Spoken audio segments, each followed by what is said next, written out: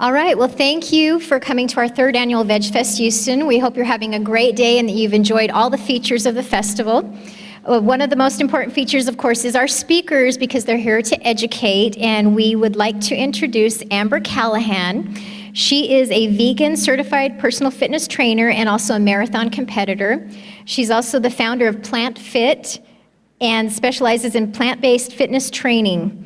In addition to educating the public about vegan fitness, she's an Arbonne distributor, which is a completely vegan product line. And she's also proud to be the parent of 2 vegan boys. She actively competes in marathons around the country, and she is currently working on her nutritional coach certification and works at a popular fitness center in Sugar Land, Texas. I'm very honored to introduce my friend, Amber Callahan. Thank you. All right, well, thank you so much for joining me today. I'm really excited about being here and having an audience open to eating vegan foods. It's a little bit of a challenge in the fitness world sometimes to find people who are really open to eating vegan. Can you guess what the number one question is that people ask me? Yeah, and I always like to show them my arms and say, do I look protein deficient? So I have trained fully for marathons. I do obstacle courses now, Spartan races, and mostly swing kettlebells is my form of training, and all of that on a vegan diet. So it's pretty exciting. As Kristen said, my name's Amber Callahan, and I do a couple of things. Can y'all hear me? Okay, good. I do a couple of things. I am a personal trainer, and I train at a privately owned facility in Sugar Land called Art of Strength. And we'll talk about the type of training that I do because that is one of the big things that I want to focus on today. In addition to that, I also did create Plant Fit. That is my blog, kind of my baby, where I keep my fitness and nutrition tips there as well. And we actually have a booth just around the corner, so if you're interested in signing up for newsletters, then that would be great. Come visit us. And then I'm going to talk just a little bit about the vegan certified health and wellness company that I work with as well today. But really my goal today is for you to take some tips away that you can implement today, implement tomorrow. Because I know a lot of us struggle with similar issues. Is there anybody that feels tired on a regular basis? Anybody? Is there? I know I'm one of those people. Is there anybody that works out, but you're just not seeing the results that you'd like to get from working out? That's a big one too, exactly. So I'm hoping what you take away today will be, you'll be able to implement. I also will talk some about nutritional timing and exercise because that's key, almost as important as what you eat is when we eat it. So we'll look at that as well today. So, tell you a little bit more about me. I have not always been vegan. I committed to a vegan diet about 2.5 years ago. I was vegetarian on and off, and finally after reading and studying a couple of books in particular, I'll point those out in a little while, I committed to a vegan lifestyle and completely changed my life at that point. Changed how my body recovered from training and just made me, I found my ethical roots is what I like to tell people when I made that final decision.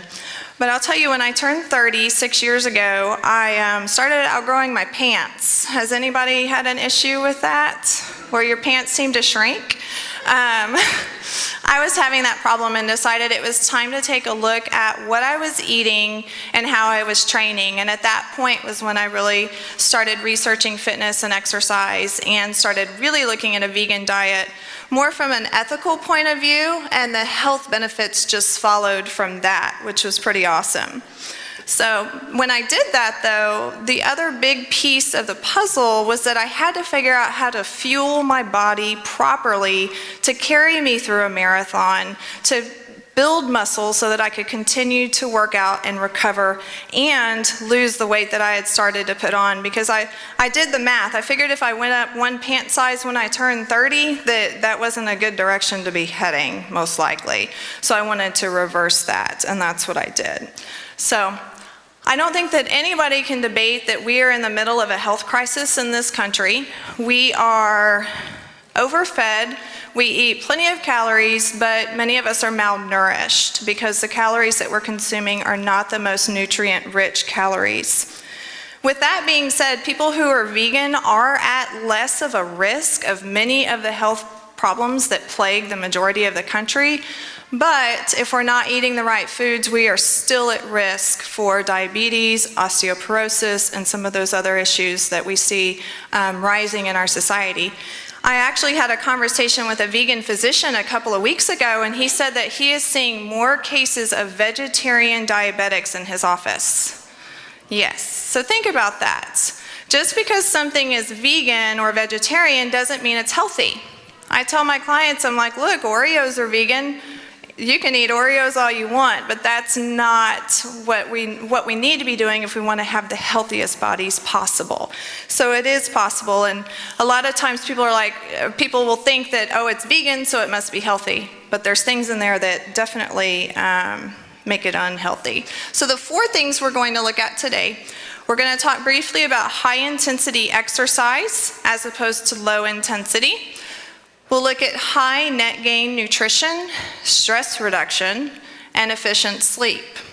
I'm going to focus primarily on the first 2 today. They're all important. If one of those pieces is not functioning properly, then the whole system doesn't work properly. So we're going to look at all 4 of those today. And I'll tell you too, when I work with clients, I absolutely do not advocate any fad diets. This is what I focus on. We focus on moving, eating properly, looking at stress reduction, and getting enough sleep. So it's pretty simple. People want a magic key. There really isn't one. It's all about eating the best foods for your body and getting moving. So, high intensity exercise. Does anybody know what Pavel is swinging up here? Kettlebell. Does anybody train with kettlebells? Cool. They're an awesome, incredible tool. And when we talk about high intensity exercise, we're talking about looking at exercise and tying it back to your heart rate. So depending on what you are training for, if you're training for a marathon, then you obviously have to do quite a bit of low intensity, long endurance runs. But if you're really looking at getting the biggest bang for your buck from exercise, you want to really look into high intensity exercise. There's some different things out there, some different kind of trendy things. CrossFit's an example. The gym where I train, we focus on the Russian kettlebells. But anything that gets your heart rate up into what we call a max training zone is going to burn calories. And let me tell you, a walk in the park is awesome. You burn calories, you burn fat while you're walking, but when you're done with that low intensity exercise, you've already burned the calories that you're going to burn. When you get your heart rate up into a certain zone, your body can actually burn calories for up to 24 hours. That's what we call an afterburn. So if we're looking at the most efficient use of our time, we want to train in a specific heart rate zone. And guess what? You can work out less amount of time and less amount of days if you're working in the right zone. Does that sound like a nice thing? Because some people think it takes hours and hours and hours, but if we pay attention to heart rate, that's big, that's important. So you could burn calories for up to 24 hours. This is a very rough estimate. This is not the best way to calculate heart rate, but it gives you a rough estimate. I always like to tell people it could be off by about 10 beats though. You can actually get out on a track and calculate your max heart rate. But what this tells you is that when you want to be in a high intensity zone, you can get a rough calculation by taking the number 220 minus your age, and I've done an example here for me. So 220 minus 36, so my max rate is 184.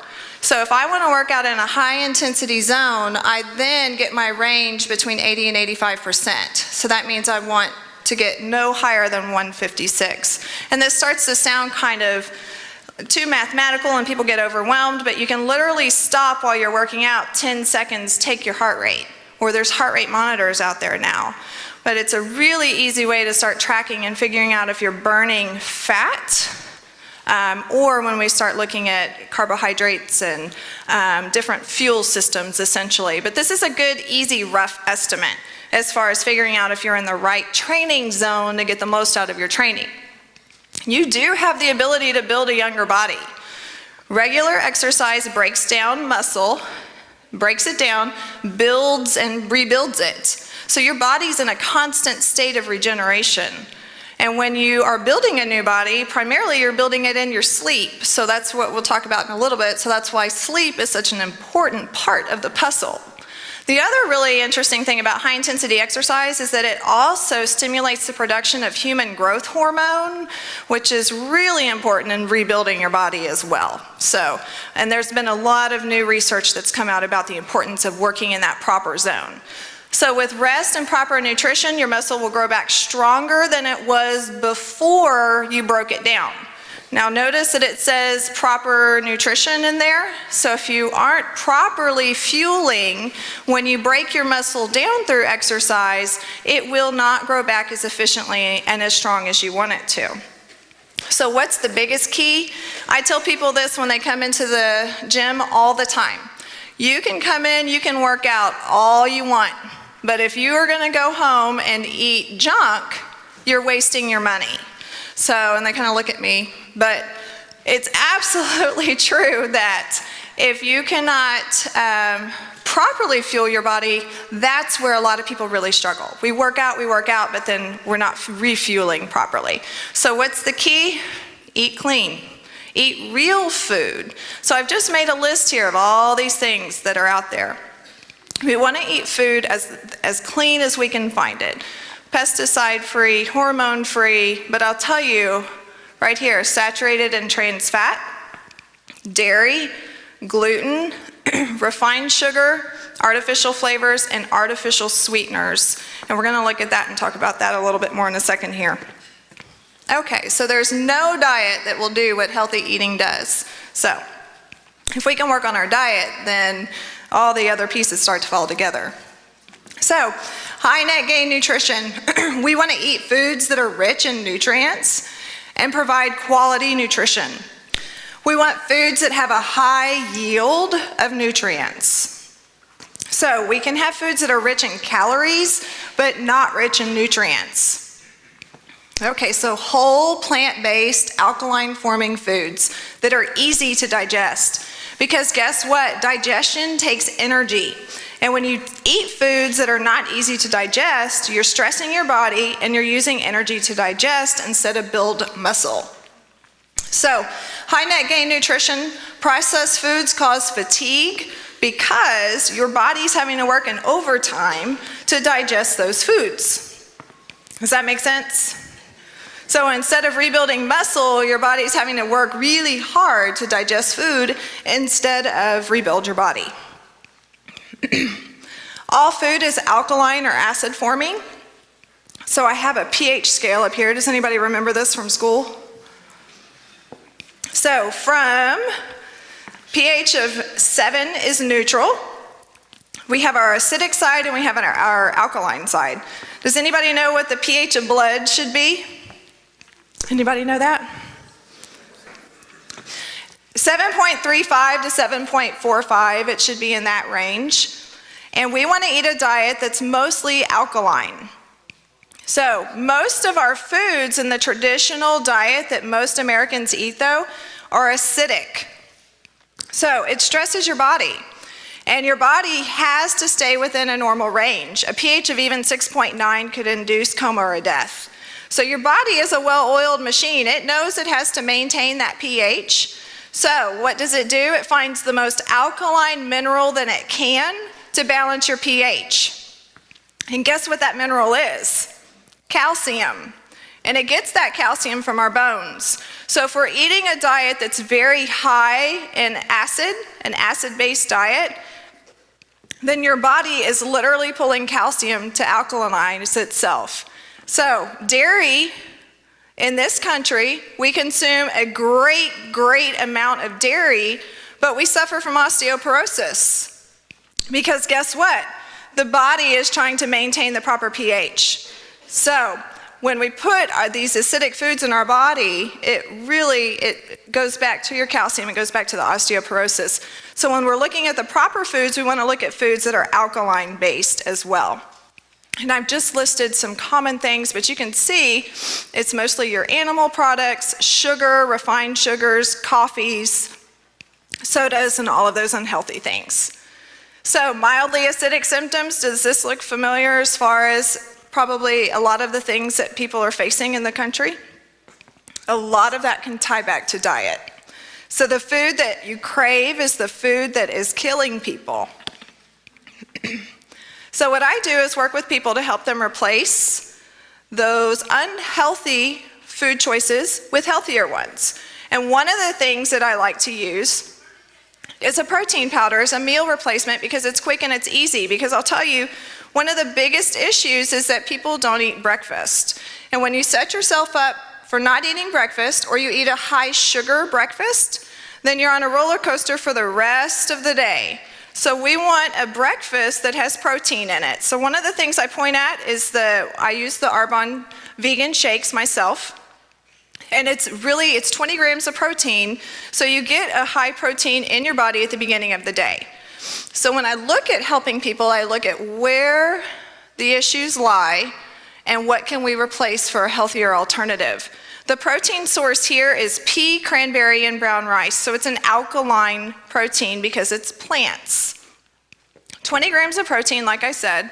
And then because obviously it's a vegan product, there's no cholesterol, there's no saturated fats, because we only get that from animal products. And no artificial sweeteners too, which if you remember, the artificial sweeteners were on my list of acidic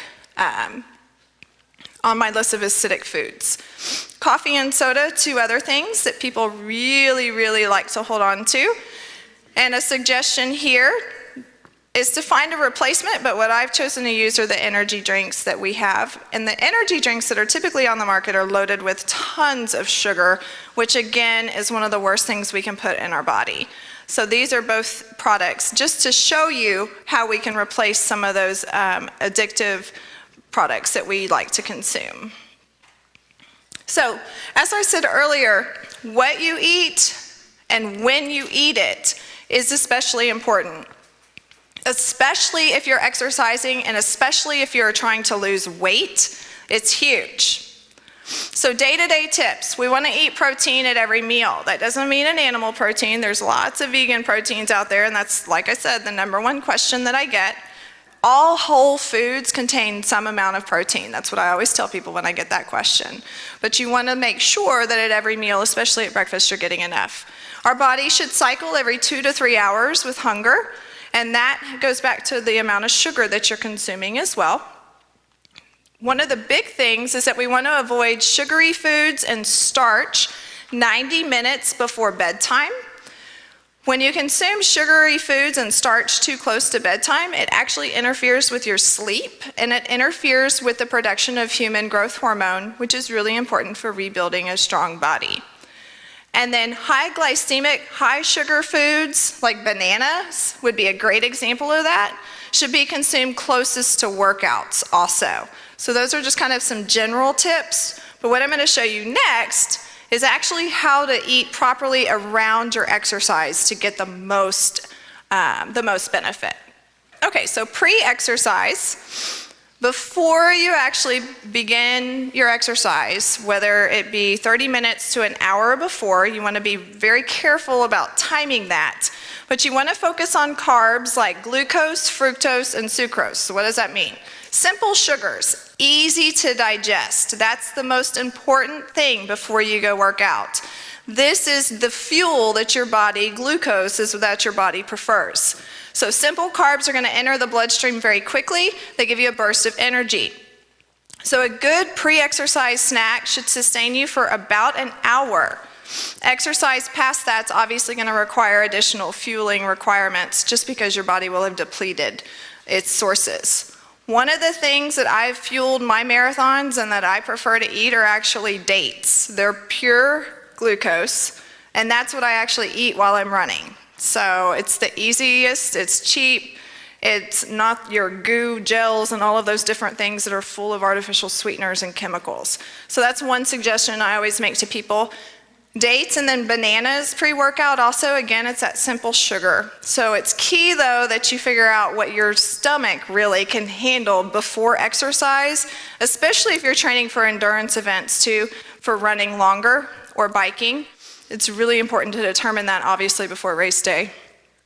During exercise, again, we want to drink before we're thirsty because we want to make sure that we're replacing fluids and electrolytes. And you want to consume a combination of carbs, protein, and fat if you're running for longer.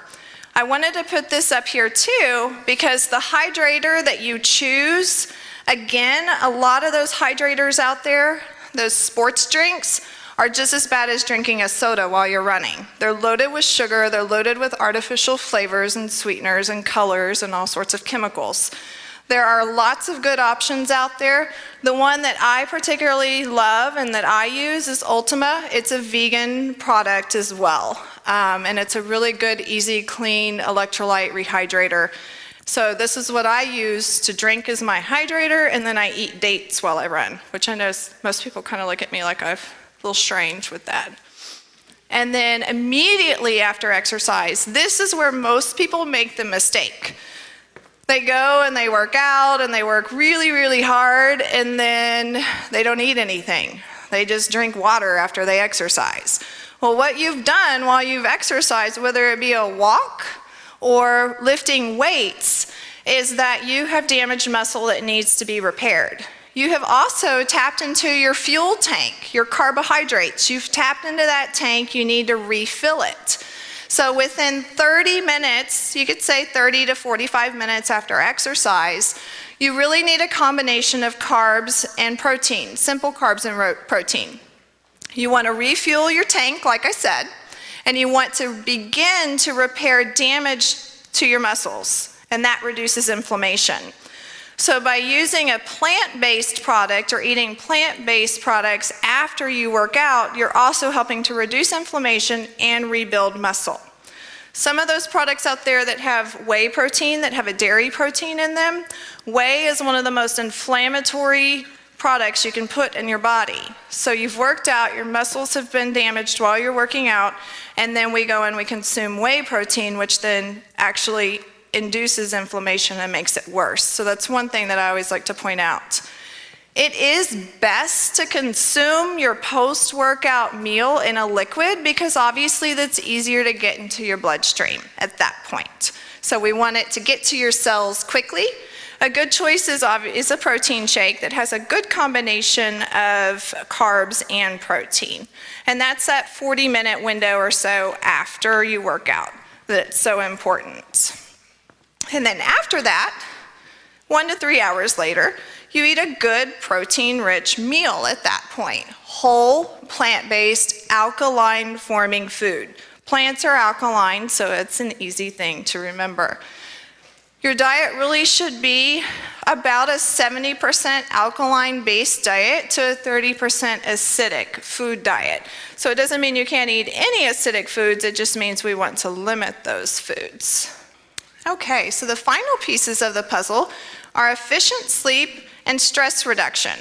So as I said, your body regenerates muscle cells when you get into a deep phase of sleep. Poor diet and stress prohibit you from getting into that deep phase of sleep, which is where human growth hormone is produced, which is what you need to rebuild a stronger body. So it's really important that all of the other pieces are balanced in order to get there. And then unnecessary stress reduction is the next and final piece. Okay? So what can you do? As I said, those 4 keys. We can find something that we really enjoy and stick to it as far as the exercise. That's key. We can focus on eating as many whole alkaline-forming foods as possible, and you start small because anytime you make any changes to your routine, you're creating stress in your body. So you just replace and make little changes along the way. Those things that are most addictive, that you have the most struggle with, that's where we would want to focus first. You get 6 to 7 hours of sleep a night. Can most people say they get that much sleep every night? 6 to 7 hours, right? I actually listened to a physician a couple weeks ago, a different one actually, that said if you have to make the choice between sleep and exercise, if you're not getting enough sleep, you need to choose sleep. It's that important because your body cannot rebuild itself if you're not getting the proper amount of sleep. And then we want to reduce stress. So exercising and eating right reduces stress. So all the pieces start to come together. And stress, exercise is stress on your body, but it's a good type of stress. We're talking about reducing all of that negative stress that we have in our lives. So what you want to do when you're looking at making changes or you're looking at trying to reach a goal is ask yourself. I always have people start here. Ask yourself really, what do you want? What is your motivation? Are you wanting to run a faster marathon? Are you wanting to lose the last 10 pounds? What is it specifically that you want? And think about what you've done in the past to try to get there.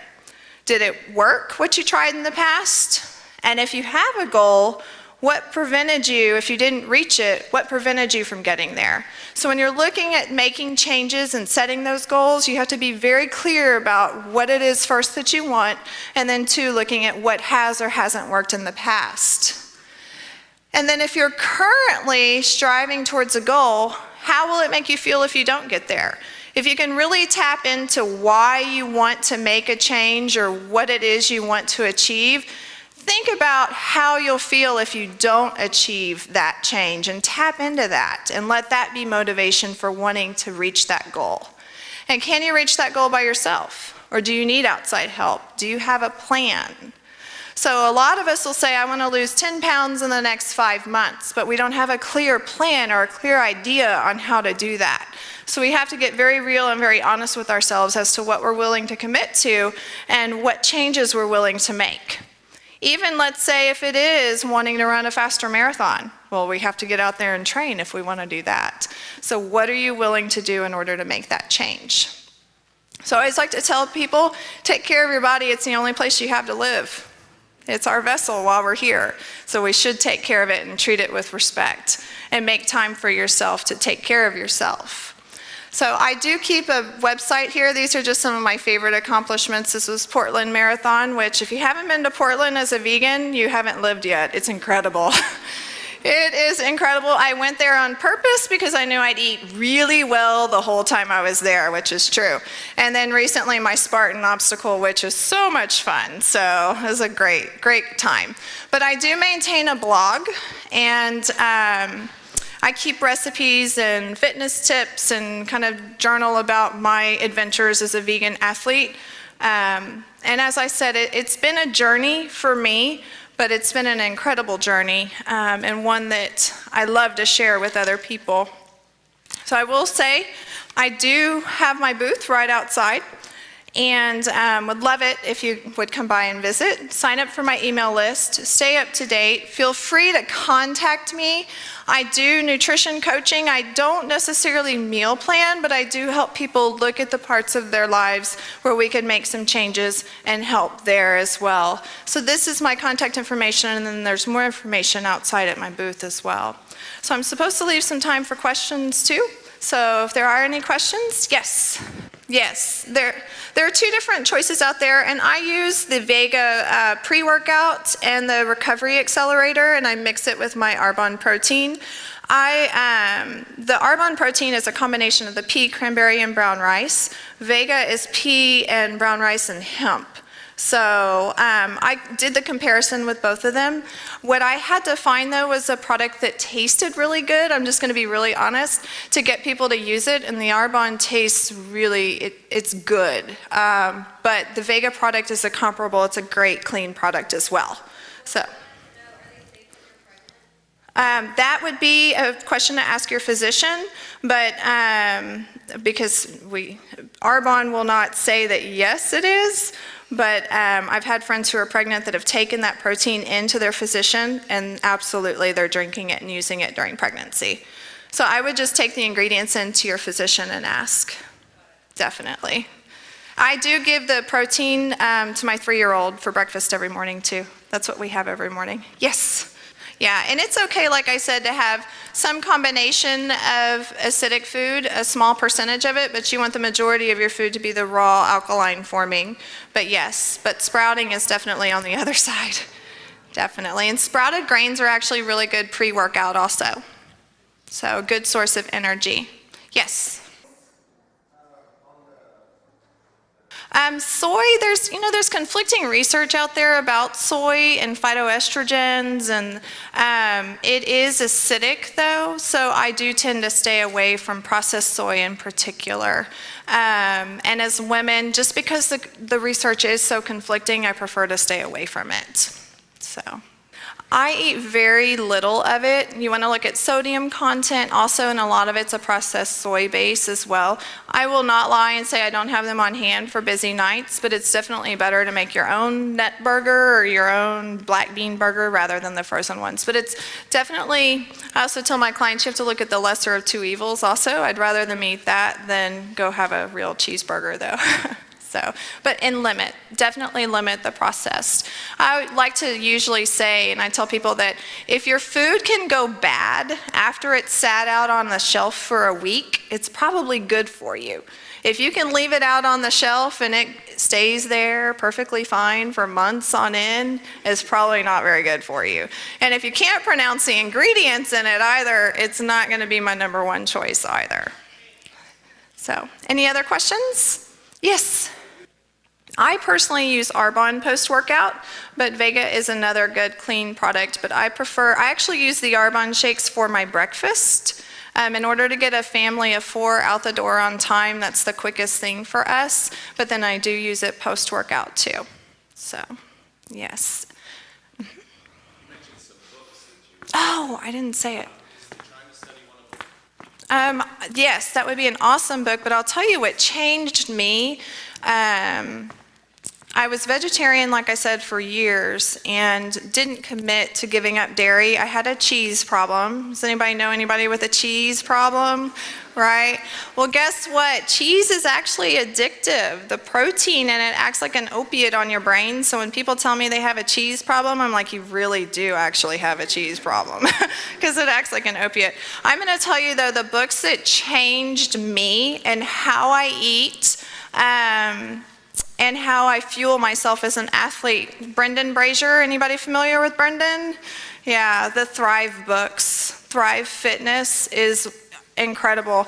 Actually, I'll tell you, Thrive, the Vegan Guide to Nutrition, this is for performance and sports, but the background information is incredible in it. A lot of what I pulled about the alkaline and talked about today, alkaline versus acidic foods, a lot of that ties back to Brendan Brazier's work too.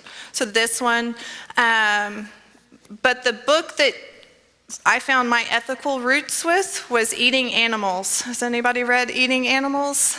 Yeah, that's where I found my ethical roots was there, and then it just took off. But as far as the diet component, Thrive, yes. Yes? What do you think about potatoes, just boiled potatoes? It's in moderation. I mean, it's a whole food, so again, just in the white potatoes I tend to stay away from, but the sweet potatoes I eat a little bit more of. So as long as they're not fried, then, right? Yeah, just boiled and not slathered in a lot of butter or oil either. So that's the other big thing. Even the vegan butters, guys, you want to limit. Any other questions? Is that it? All right. Oh, back here, sorry. The lights, sorry. Yes. I'm sorry, say that again? They're higher in fat, so if you're in a weight loss mode, then you definitely want to limit the amount that you eat. I say that with peanut butter too, because again, it's a fat. So it depends on whether or not you're in weight loss mode or training, what your ultimate goals are. But they're a good source of protein. Fill you up too. Any other questions? Yes, ma'am. Yes, Thrive by Brendan Brazier, and there's several different books out there.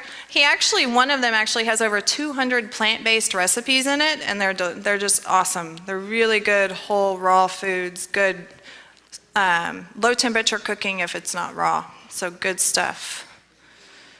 Any other questions? Yes. You also mentioned the importance of vitamin B12 supplements. You're absolutely right. The one thing that I tell people that you absolutely have to supplement in with as a vegan, whether it be if you want to do fortified nutritional yeast, which is an option, or do an actual B12 and a vitamin D supplement. Arbonne actually makes a spray that's a combination B12 and D. It's just sublingual. You spray it in your mouth. I use it twice a day. But that's a given, that the B12, and some people choose to use fortified foods, or nutritional yeast also can be fortified with B12 if you eat enough of that too. If you haven't discovered nutritional yeast yet, it's delicious on popcorn every now and then as a snack, so not on overkill. Yes. She asked about juicing post-workout. It just depends on the combination.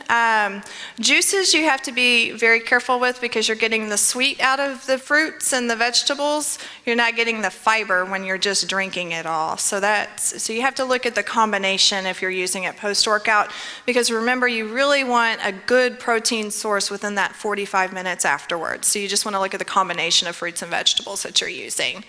And then just with juice in particular, the fruit juices, you might as well drink a soda a lot of the time. They're so high in sugar. So I tend to tell people to stay away from the fruit juices that you can find in the store though. So yeah, just make sure you've got a decent amount of protein. You could always add a scoop of protein to your juice if you were juicing. That would be one option also. Yes? I tend to not use the bars myself, quite truthfully. I only do the shakes after I work out, and then I try to eat whole food snacks for the rest of the day.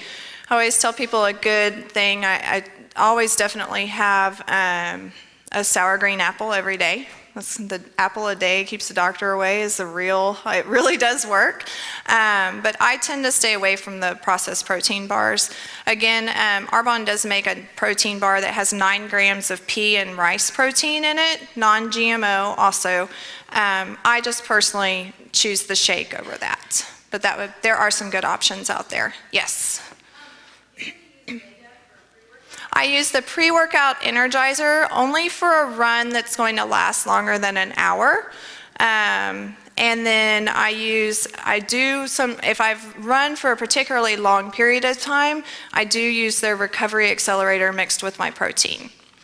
Yeah, you just have to compare ingredients, really. The Vega products are very clean, and I'll tell you, one of the things that really drew me to the pre-workout Energizer with Vega is that the stimulant is yerba mate, which is a tea, and there's turmeric in their pre-workout Energizer too, and turmeric is a great anti-inflammatory. It's a spice, I cook with it, and it's in their pre-workout Energizer also. So those were 2 things that were really important to me. And then you want to look at sugar content also, because they don't use any refined sugars either. I'll tell you that if you're fueling for exercise, if you're fueling for endurance events, you have to try different products when you're training.